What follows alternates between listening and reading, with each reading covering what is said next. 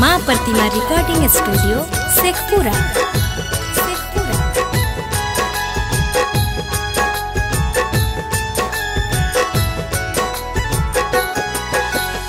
Mix by Shailendra बाबू।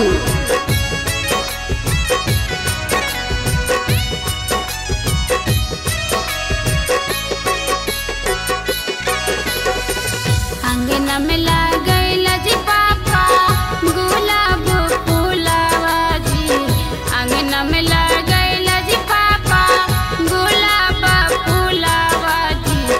सोचला ना देखल जी पापा दिला हो तो बेचिए जी, सोचला ना देखल जी पापा दिला हो तू बेचिए जी।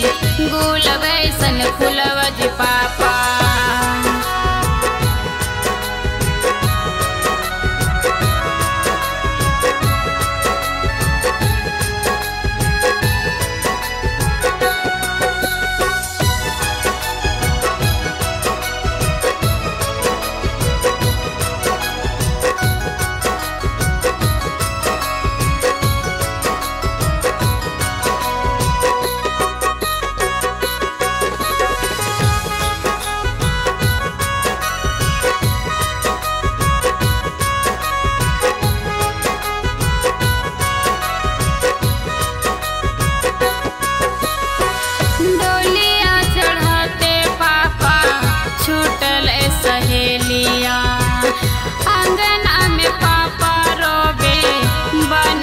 कोयलिया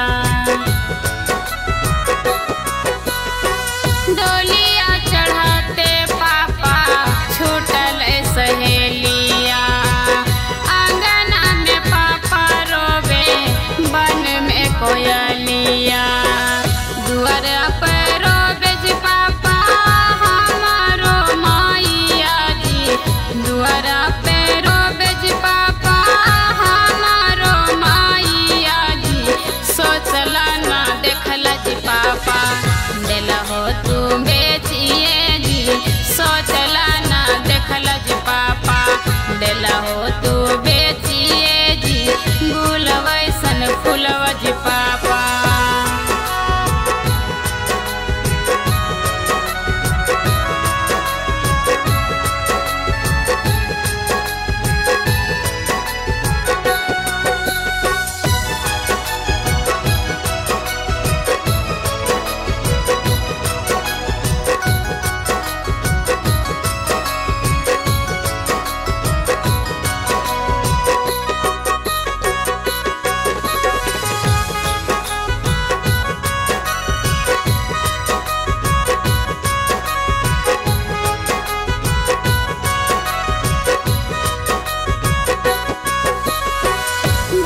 कोखी बेटा होला होही कोखी बेटिया, बेटिया पराया होला काहे ये सखिया।